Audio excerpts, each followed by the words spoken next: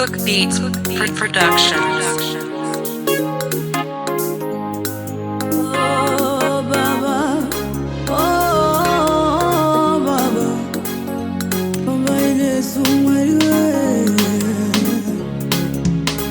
Hapana chinobuda, hapana chinoyendeka, ajibude azite uriwega no parara.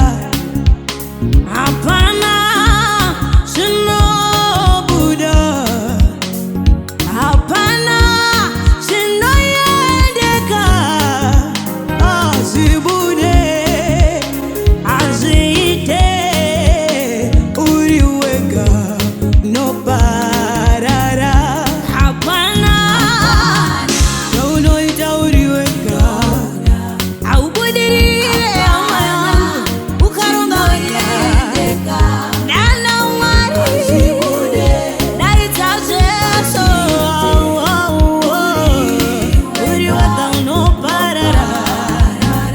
Hapana chinobuda uriwega dana mwari azibude azite uriwega unoparara.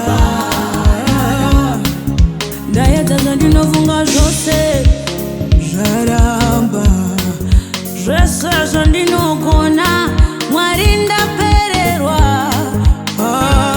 Mwari we ndakoniwa, ndakoniwa. Ndaedza zvandinofunga zvose Mwari wangu zvaramba, zvandinofunga ndinoziva ndakoniwa.